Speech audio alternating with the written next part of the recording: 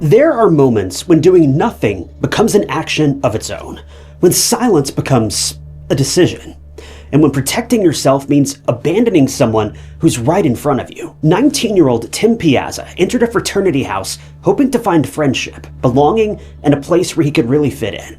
But after a brutal night left him repeatedly collapsing and getting injured, the young men surrounding him faced a very simple choice: call for help or protect the fraternity.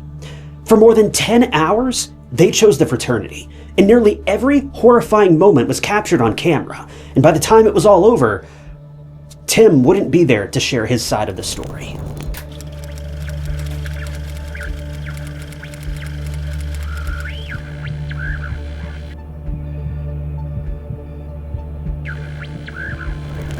Before Tim Piazza became one of the young men at the center of one of the largest fraternity cases in American history, he was simply a 19-year-old college student trying to figure out where he belonged.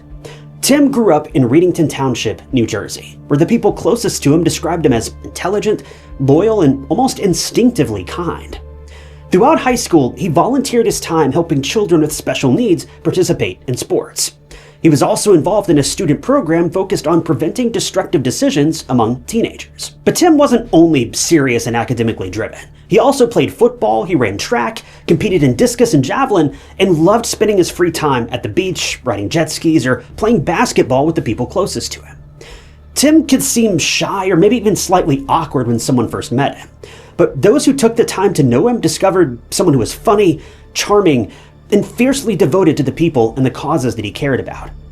After graduating from Hunterdon Central Regional High School, Tim enrolled in Penn State University to study engineering. And even on a campus filled with tens of thousands of students, he quickly found ways to help others.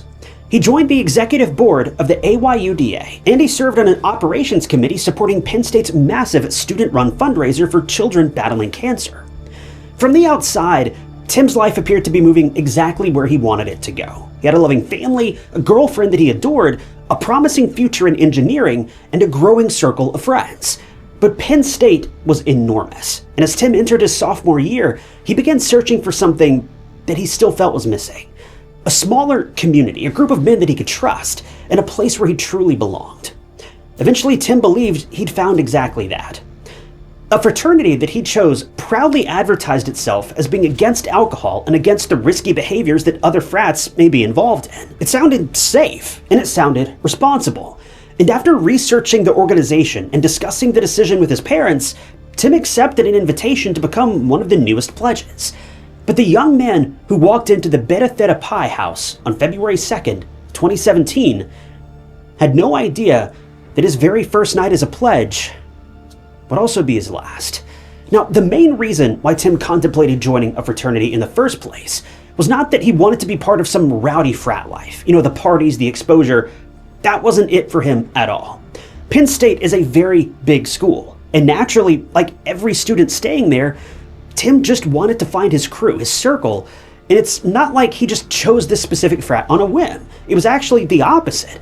He researched all about this fraternity and others before narrowing it down to Beta Theta Pi. One of his favorite things about this fraternity was that the students rushing for this fraternity were nowhere near the legal drinking age. So it was good to join a fraternity that wouldn't have anything to do with alcohol in any way. He also discussed this with his parents, Jim and Evelyn, and based on what they heard from their son, Beta Theta Pi sounded like an overall good fraternity to join. So there was literally no reason for them to be a bit wary or even nervous. So in January of 2017, he ran to the fraternity and made it to the second round of filtering people out, which is basically just known as pledging. If you've joined sororities or fraternities in college, or if you simply don't know, pledging is basically just a process where new members get chosen by showing their loyalty to the group.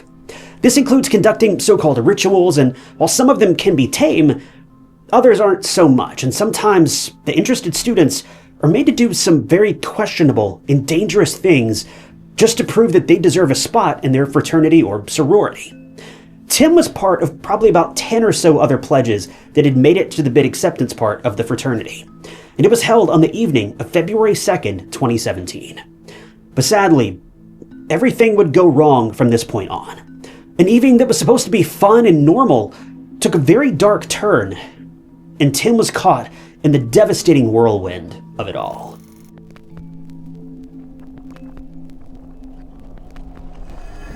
So on the evening of February 2nd, Tim and the other pledges arrived at Beta Theta Pi fraternity house for the bid acceptance event.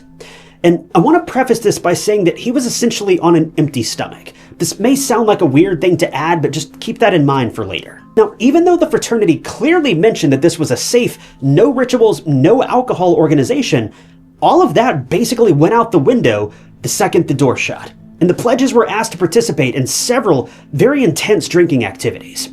This fraternity, in the eyes of many people, outright lied to its new members by claiming they had a no drinking policy.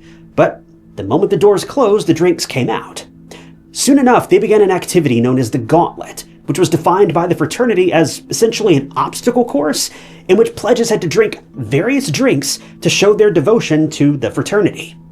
Well, that's exactly what Tim did. But if you read many of the write-ups about Tim's final moments, one thing that becomes glaringly clear is that Tim did not just start drinking at this event willingly. The word that keeps popping up is the word forced. According to countless sources, Tim was essentially forced to drink alcohol that he wanted no part in. Now, the details of how he was forced are not entirely clear, but some claim it was simply immense peer pressure, and maybe even fear about what would happen if he said no. But the thing no one else knew was that just before Tim came to that event, he had taken his daily medications. But the thing Tim nor the fraternity most likely did not know is that this was about to make things far, far worse. But I'm getting a bit ahead of myself. There were security cameras inside the house, and some showed Tim walking through the house being forced to drink copious amounts of alcohol. And as you might have guessed, he got intoxicated pretty quickly. There was no food in his system to help taper the alcohol either. He was downing drink after drink without a break. And obviously, things were not going to end well. The fraternity's vice president and head and other frat brothers forced him to drink more and more. And less than an hour later, there wasn't much left of Tim. He was a mess. This is not even something an average drinker could manage. So just imagine Tim's state, someone who supposedly never drank at all. CCTV footage showed that he was unable to maintain his balance, and he was seen fumbling through the house, trying to support himself by grabbing onto walls, furniture, whatever he could get his hands on. It was clear that he was not in good shape, and certainly not in the right condition to be wandering around a frat house without some kind of assistance. Then, sometime after that, Tim was seen falling very hard from a flight of stairs due to his inebriated state. And he sustained serious injuries and landed at the bottom of the stairs where he was motionless for a full 20 seconds before he stirred and regained consciousness. Now, if you see this footage without any prior context, it's very distressing. And when you find out exactly what led him to stumbling and falling, it becomes even more heartbreaking.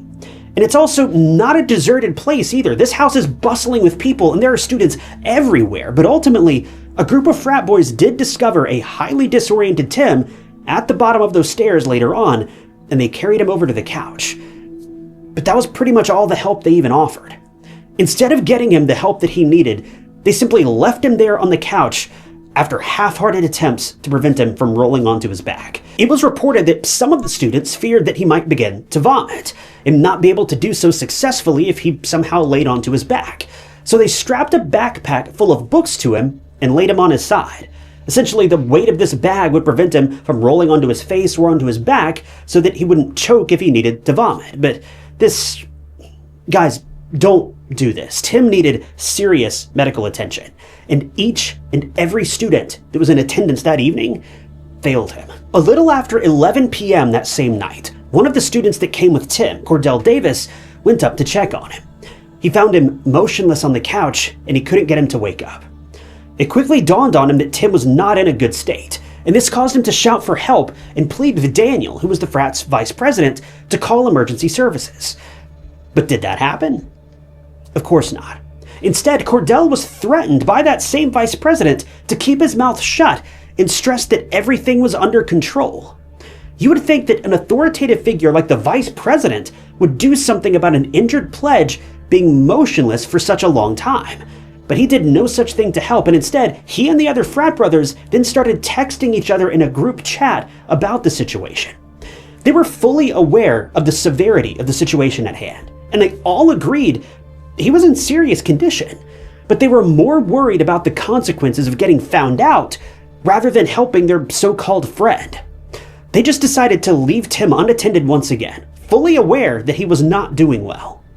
The evidence showed that they knew that he drank way too much. They knew he fell down the stairs, and they even knew that he'd hit his head really hard.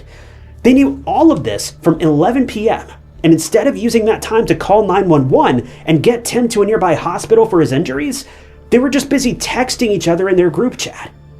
It would be another 4 hours before Tim would wake up on the couch, but as soon as he tried to stand up, he fell yet again, this time while wearing that incredibly heavy backpack.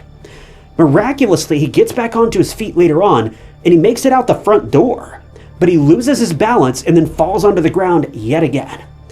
Once one of the students found him outside, they decided it was best to just bring him back inside the house and put him right back on that same couch again.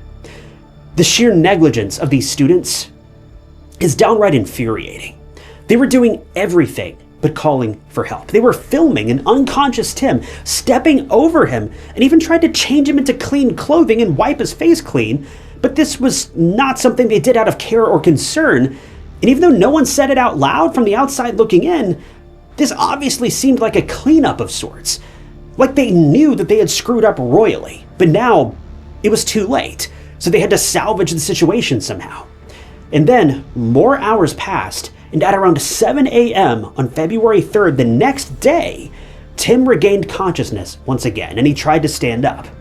He managed to do so and fumbled his way to the basement, but he ended up slumping over by the bar nearby.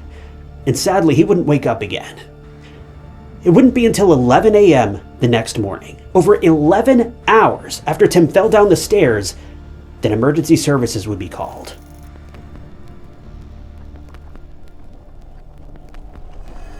When paramedics arrived at the Beta Theta Pi frat house, they made a beeline for Tim. He was found unresponsive and needed to be admitted to a hospital right away. He was taken to a nearby hospital first, but they were unable to treat him due to the extent of his injuries. This led them to transport him to Penn State Milton Hershey Medical Center. There, he was booked for emergency surgery right away, but his injuries were extremely bad. The doctors were honestly shocked and outright confused when they saw the injuries for themselves. And most tragically, they confessed that most of these injuries were untreatable. 2 days after the bid acceptance night, on February 4th, 19-year-old Tim Piazza lost his life. His family was notified of the news, and they were in complete shock and disbelief. They knew that their son had a fraternity event to attend on February 2nd, but the fraternity that he'd agreed to be a part of claimed to have no dealings with anything like this. So how could this have even happened?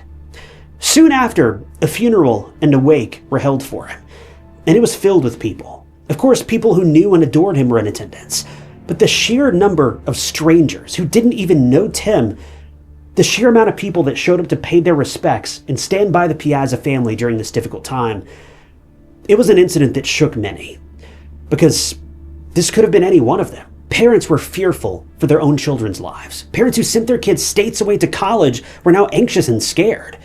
Shortly after the incident, Penn State suspended the Beta Theta Pi chapter for an indefinite period, and the police got to work. They needed to figure out exactly how any of this could have even happened. Why wasn't anyone eager or quick to help this young man who was clearly in distress? Why did this situation escalate to the point of no return? Tim's parents were furious at the fact that this party was not stopped, even after St. Moritz security services had arrived at the premises that evening on the night of Tim's incident. They sent out investigators on February 2nd, and they also knew that the fraternity was supposed to be free of any kind of drinking. There were security teams out there whose sole job was to help discipline these fraternities and sororities to prevent things like this. But the party never stopped. Drinks were flowing in, and people of the fraternity were encouraging it, all because they wanted to filter people out who they deemed were not fit for their fraternity. Were the people there so convincing that the investigators truly didn't think anything was wrong? Or did these authorities not do their due diligence? It's unclear, but it's frustrating nonetheless. Also, if that weren't enough, Beta Theta Pi had actually been suspended once before, long before Tim's incident, all the way back in 2009. The fraternity had been caught with copious amounts of alcohol back then, so they were shut down. And after this, they enacted a strict no alcohol policy. But clearly that policy didn't stick. Or it was an outright lie. We don't know which. But the pressing question is, why was this fraternity not monitored following its prior suspension to ensure that it abided by its own rules? These fraternities are supposed to be kept in check by the colleges themselves. So how did such a massive violation go unnoticed like this?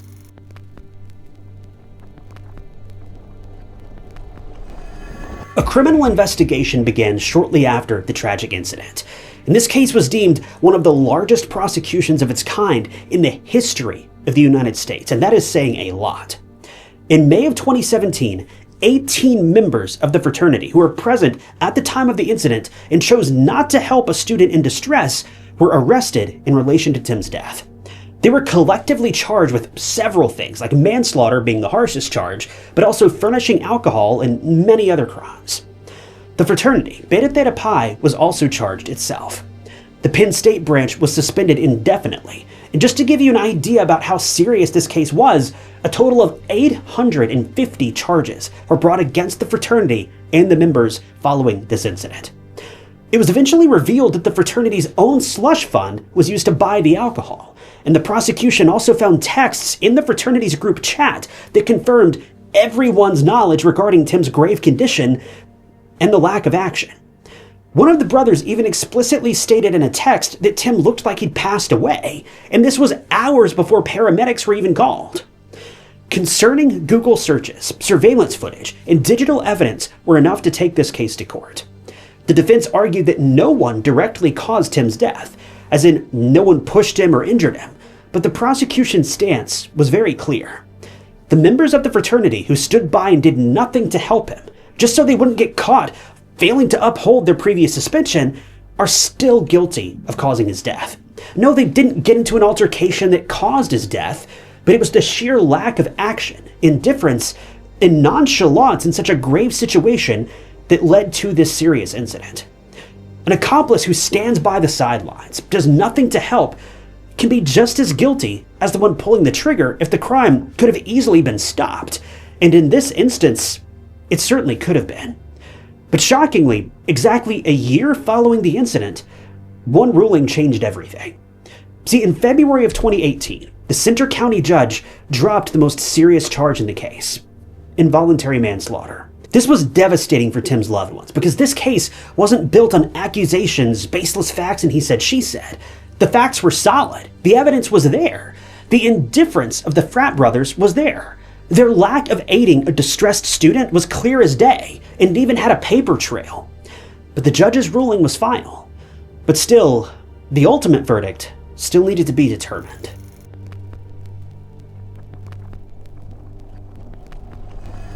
In July of 2018, some of the accused started entering guilty pleas in connection to Tim's death. And because of this, the majority of the frat members who were arrested got really lenient consequences for their actions. Some were given probation, some were fined, some had to do mandatory community service, and some had to attend alcohol education meetings. That was it. No one was given serious sentences. It was practically nothing for the pain the Piazza family was going through. The number of accused members was initially 18, but then that pool shrunk to 2 almost immediately after everyone got a plea bargain. 19-year-old Daniel Casey and 21-year-old Brendan Young were facing more serious charges in connection with Tim's death, and they were concluded to be the 2 people present at critical times when Tim's injuries and state worsened throughout the night. They were each charged with 200 or so collective counts, including reckless endangerment and furnishing alcohol. In 2024, Daniel and Brendan were sentenced to just 2 to 4 months in prison after they pleaded guilty to just 14 of those offenses, including reckless endangerment. They also got handed a 2-year probation as well as community service.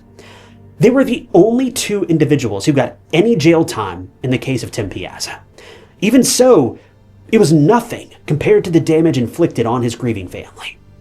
Jim and Evelyn advocated for the banishment of rituals like this from all universities across the US, and they dedicated their lives and their grief to complete an effective removal of these parties from campuses across the country, as well as stricter and more serious punishments for students who just did it anyway. This led to the passing of a law known as Tim's Law, or Tim Piazza's Law, which stresses stricter monitoring for fraternities on university premises all over New Jersey, and harsher consequences for those who violate the rules set in place. Since the law's passing, rituals like this have now become a third-degree crime in New Jersey when it leads to bodily harm, injury, or death of the victim. Fraternities like this one, they are a very serious problem in universities not only in the States, but everywhere else too, as many of them lie on their promotional material and have these insanely barbaric and nonsensical ways of pressuring students to supposedly prove their worth. Even saying this makes it feel so weird and wrong. I just really hope that the Piazza family is able to overcome this. This case was heartbreaking from beginning to end. To think that Tim, a kid who helped special needs kids find ways to play sports, a kid who was trying his best to just stay away from this sort of trouble, how he ended up right in the heart of it, it's devastating. I know I don't really have many younger viewers of this show, but to all 4 of you who may be about to go to college, please understand you don't need some sort of fraternity to fit in. If people truly love you, and I mean truly love you, they won't care whether or not you're a member of some fictitious elite club or not. It's all just a smoke show. Find people that love you for who you are. Find people that make you the better version of yourself. True friends will love you no matter what. God loves you no matter what. Everything else is just static.